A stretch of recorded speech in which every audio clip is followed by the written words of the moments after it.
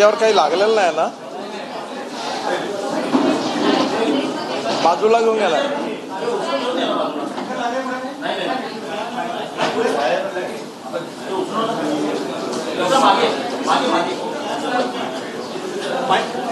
मित्र माईक कुठला आहे?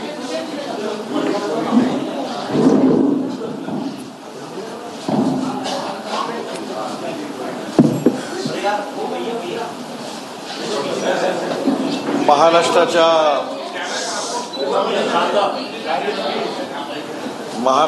निवडणुकीमध्ये अभूतपूर्व यश भारतीय जनता पार्टी आणि घटक पक्ष राष्ट्रवादी काँग्रेस आणि शिवसेना यांना मिळून महायुतीला आजपर्यंतच्या इतिहासामधलं सगळ्यात मोठं यश मिळालं. या यशामध्ये विदर्भात पण फार मोठं आणि चांगलं यश मिळालं आणि नागपूर शहर आणि जिल्हा मिळून देखील जनतेने मोठ्या प्रमाणावर समर्थन केलं. या निवडणुकीमध्ये आणि विशेषतः लोकसभेच्या निवडणुकीमध्ये मोठ्या प्रमाणावर दुष्प्रचार केला गेला होता. इस चुनाव में काफी लोगों ने अलग अलग प्रचार किया गया, दुष्प्रचार किया गया, संविधान बदलने की बात कही गई होता. हे जनतेने आता या निवडणुकीतून सिद्ध केलं.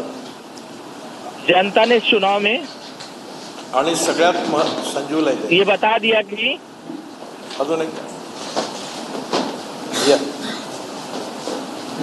आणि या निवडणुकीमधली सगळ्यात मोठी विशेषता ही राहिली की चुनाव में शेतमजूर, आदिवासी, किसान, आदिवासी प्रमाणामध्ये आम्हाला अलग अलग समाज ने बता दिया. विशेषतः महाराष्ट्र सरकारची जी लाडली बहन योजना होती, विशेष कर लाडकी बहन योजना, देखील महिलांनी महिलाओं को जो योजना मिल रहा है पैसे, मतदान केलं आणि त्याचा सगळा परिणाम म्हणून आजपर्यंतचे सगळे महिलाओं ने मतदान किया और इसका परिणाम सामने आया. महायुतीला मिळाली. या महायुती को जनता ने समर्थन दिया. मी महायुतीचे माननीय मुख्यमंत्री, महायुति के मुख्यमंत्री श्री एकनाथ शिंदे को, फडणवीसजी, अजित पवार, देवेंद्र फडणवीस यांचं तिघांचे अजित पवार को अभिनंदन करतो. मनपूर्वक अभिनंदन करता हूँ. देखील हा जेवढ्या जागा जळला त्यात अतिशय उत्तम होता.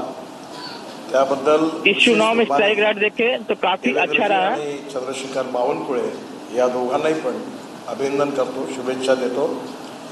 महाराष्ट्र बीजेपी प्रेसिडेंट चंद्रशेखर बावनकुळे को मैं अभिनंदन करता हूँ. मध्ये अतिशय मेहनत आणि परिश्रम घेतले. ज्यावेळी महाराष्ट्रामध्ये सर्व भागात फिरत असताना असा करंट जाणवत होता, पण विश्वास होत नव्हता.